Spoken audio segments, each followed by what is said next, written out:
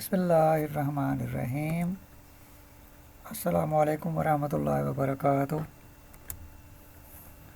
अल्लाहुम्मा सल्लि अला मुहम्मदिन व आलि मुहम्मदिन कमा सल्लैता अला इब्राहीम व आलि इब्राहीम इन्नका हमीदुम मजीद।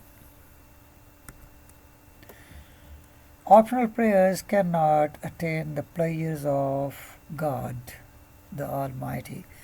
For you, when compulsory daily prayers are left unattended.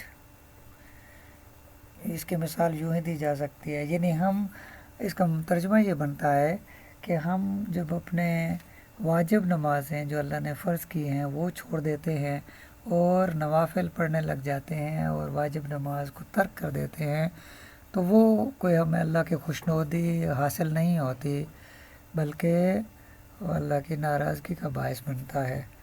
तो अल्लाह की नाराज़गी क्यों होती है? इस वजह से कि जो वाजिब था वो आपने नहीं किया और आपने मुस्तहब या सुन्नत या नफल को अदा कर दिया है। ये उसी तरह से है कि एक हमने कर्ज़ देना है, कर्ज़ तो हमने नहीं दिया और हम कुछ लोगों को सदका और खैरात दिए जा रहे हैं। नहीं, पहले ज़िम्मेदारी ये बनती है कि अगर कर्ज़ है तो पहले कर्ज़ उतारा जाए। ठीक है जी, यानी जो फ़राइज़ हैं पहले वो अदा किए जाएं और उसके बाद किसी और बात को सोचा जाए। Okay, be careful about your compulsory or mandatory duties. Okay, thank you. तो एक्सरसाइज 5.2 हम कर रहे हैं और now factorization of a4 plus a square b square plus b4 are a4 plus 4b4। अभी हमने उसका पहले क्वेश्चन किया है, अब एक और करने लगे हैं। Question number 1, factorize x4 plus x square plus 25।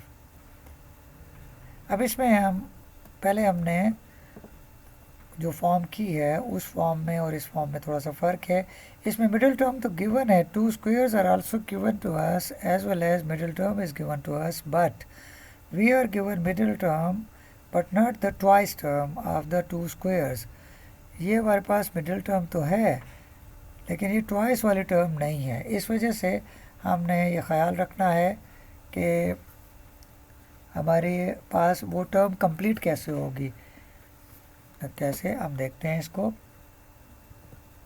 We may convert x4 into x square whole square and 25 as 5 square. X square whole square and 5 square, और हमारे पास ये जो आ रहा है एक्स स्क्वायर, तो ये एज इट इज़ हमने इसे बाद में लिख दिया है।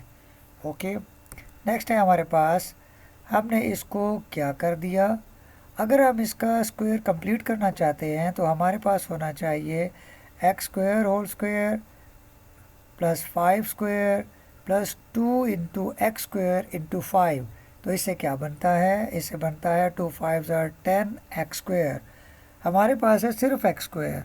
अगर हम 10 एक्स स्क्वायर डेवलप करते हैं और उसमें से 9 एक्स स्क्वायर माइनस कर लेते हैं, इस तरह से हमारे पास ये एक्स स्क्वायर रिमेनिंग हो जाएगा।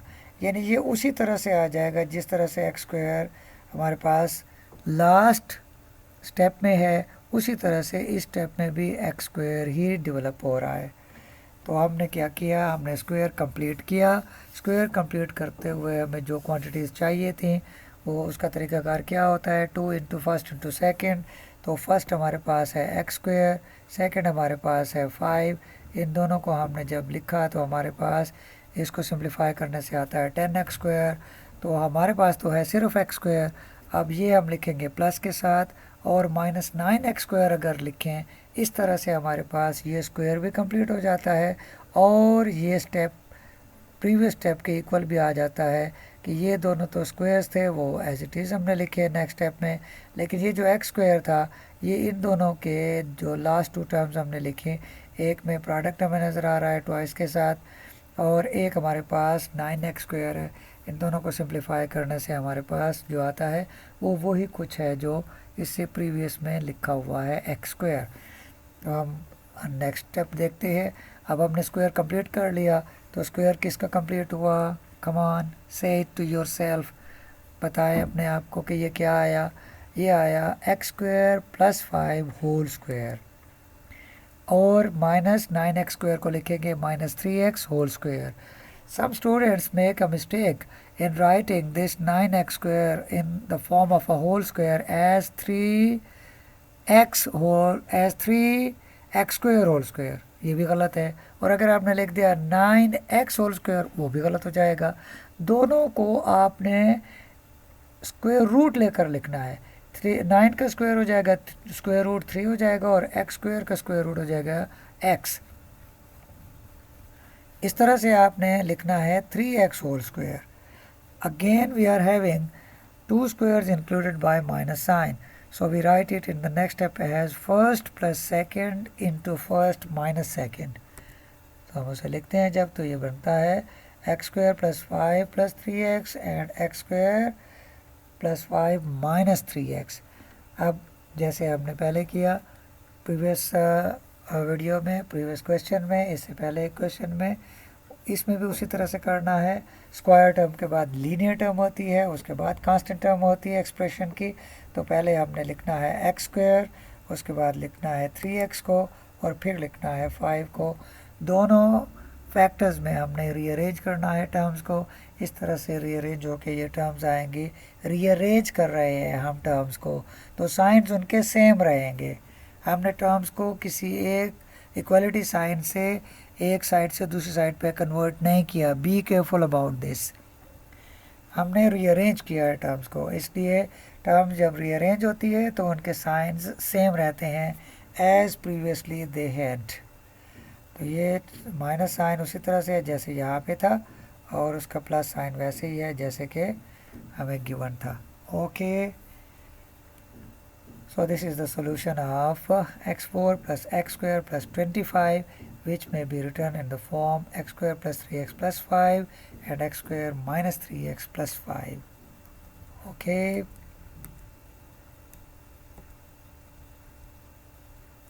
Another हमारे पास अब क्वेश्चन नंबर 2 है, और क्वेश्चन नंबर 2 के पार्ट 2 को हम देखते हैं. इसे आमतौर पे कहा जाता है मिडिल टर्म ब्रेकिंग. इसमें एक चीज़ का ख्याल रखना है कि ये जो हमारे पास कांस्टेंट टर्म का साइन है, इस साइन को हमने मद्देनज़र रखना है, इस साइन का ख्याल रखना है. If this is plus sign then middle term will be composed of two quantities which give sum equal to 21. 1/8 के ऐसे दो फैक्टर हमने देखने हैं जिनका सम 21 हो. जैसे हमारे पास 12 और 9 का सम 21 आता है. 12 और 9 को ऐड अप करें तो वो 21 आता है. इसी तरह से अगर हम और क्वांटिटीज़ को लेना, वो है उन क्वांटिटीज़ को लेना है जिनका सम हमारे पास 21 आए, तो हमने 21 के दो फैक्टर्स करके लिखने हैं. ये यूँ भी हो सकता है कि अगर हम 9 को किसी भी नंबर में ऐड करो और वो 21 आता है, वैसे तो वो 12 और 9 ही है, तो हमने 9 के एडिशन के साथ देखना है. 9 और 12 का सम 21 आता है. देखिए, तो ये 12 9 ज़र 108, और 12 और 9 को ऐड करें. ये साइन वही है जो हमारे पास 108 का है. ये साइन वही है जो 108 के साथ साइन है. तो ये साइन बहुत इम्पोर्टेंट है किसी भी ऐसे फैक्टराइजेशन के लिए जिसमें एक्सप्रेशन ऐसे गिवन है जो हमारे पास मिडिल टर्म ब्रेकिंग के फार्मूला से, मिडिल टर्म ब्रेकिंग के मेथड से, मिडिल टर्म ब्रेकिंग से सॉल्व होती है फैक्टराइजेशन में. तो उस एक्सप्रेशन के लिए हमने ये याद रखना है कि ये जो इसका साइन कांस्टेंट टर्म के साथ का है या जो थर्ड टर्म से पहले साइन है, उसको हमने कंसीडर करना है. अगर ये प्लस का है तो इट मीन्स कि हमारे पास दो ऐसे फैक्टर्स होने चाहिए जिनका सम 21 हो. अगर ये माइनस का होता तो फिर हम दो ऐसे फैक्टर्स लेते जिनका डिफरेंस 21 का होता. उस सूरत में क्या होता, एक 30 होता और एक 9 होता. 9 और 30 का डिफरेंस लें तो 21 आता है. अब ये सम है तो ये हमारे पास बनते हैं 12 और 9 के. एनी हाउ, हम आगे चलते हैं, इसे आगे लिखते हैं. हमने नेक्स्ट में लिखना है 12 और 9 को, और ये देखिए ये जो सम वाला साइन था ये यही साइन यहाँ पे यूज़ हो रहा है। नेक्स्ट स्टेप में इसको हमने लिखना है इस तरह से, -12x minus 9x plus 108। First two terms में से कॉमन है x, लास्ट टू टर्म्स में से कॉमन है 9। इस तरह से हमारे पास बनता है x इंटू एक्स माइनस 12 और -9 into x minus 12। x minus 12 is common in the two terms, ये दो टर्म्स है, be careful. First term is x into x minus 12, second term is 9 into x minus 12। ये to terms क्यों हैं? ये to terms इस वजह से हैं कि इनमें एक प्लस या माइनस साइन है दरमियान में। Terms are separated in an expression when plus और माइनस साइन और इन्वॉल्व बिटवीन देम। इस पे मेरी वीडियो है बेटा, उसको देखिएगा कि टर्म्स कब सेपरेट होती है। 4.1 एक्सरसाइज से पहले के लिए है वो अवेलेबल है, उसको ज़रूर देखिएगा ताकि आपको टर्म्स का और फैक्टर्स का फ़र्क समझ में आए। Many students I have taught in my experience that they do not know what is the difference between the term and the factors. और ये चीज़ आगे जाके even after passing their matriculation first year के स्टूडेंट्स भी होते हुए उनको या सेकेंड ईयर में पहुंच जाते हैं, उनको ये डिफरेंस पता नहीं चलता कि फैक्टर्स में और टर्म्स में क्या फ़र्क होता है। तो इसलिए प्री अलजेब्रा के लिए एक इसमें है वीडियो, उसको ज़रूर देखिएगा। तो इससे हमारे पास x माइनस 12 कॉमन होगा और बाकी दोनों टर्म्स को हम कंबाइन कर लेंगे। जब x माइनस 12 कॉमन लेंगे तो x माइनस 9 कंबाइन होके आएंगे, इस तरह से ये फैक्टराइजेशन हो जाएगी। एक और क्वेश्चन देखते हैं इसी तरह का जिसमें मिडिल टर्म ब्रेकिंग है और अब कांस्टेंट टर्म के साथ माइनस का साइन है। 42 के ऐसे दो फैक्टर्स जिनका डिफरेंस 11 का हो। 42 के ऐसे दो फैक्टर्स जिनका डिफरेंस 11 का हो। अब हम ये कर सकते हैं कि कोई भी दो ऐसे फैक्टर्स जिनका डिफरेंस 11 का बनता है वो हमने देखने हैं और इस पे फुलफिल होते हैं हमारे पास दो नंबर्स 14 एंड 3। इनका डिफरेंस 11 का है। जब इनका प्रोडक्ट फाइंड करते हैं तो वो 42 आता है और जब डिफरेंस लेते हैं तो वो हमारे पास डिफरेंस आता है 11 का। तो ये कंडीशन सेटिस्फाई होती है। इस साइन को हमने देखना है। डिफरेंस जब भी होगा तो हम डिफरेंट साइंस लेंगे इन दोनों फैक्टर्स के जो हमने यहाँ पे लिखने हैं। तो अब ये देखिए कि 14 प्लस के साथ है और 3 माइनस के साथ है, तो इस तरह से इनका डिफरेंस होगा और डिफरेंस में कंक्लूजन आएगा 11 का।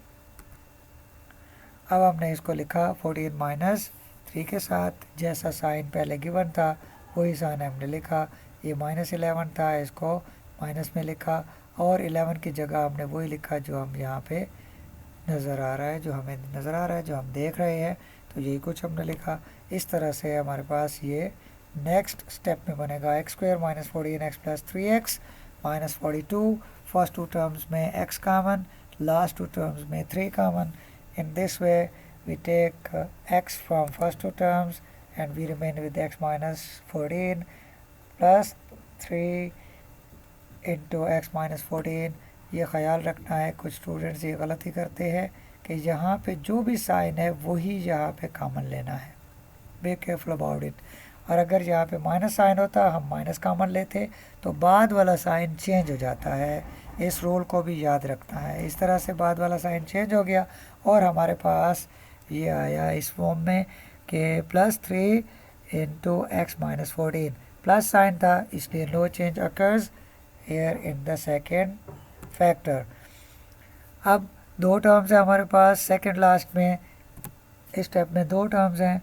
First term contains two factors x and x minus 14. Second term contains also two factors 3 and x minus 14. X minus 14 is common from the two terms and we are having x plus 3 combined.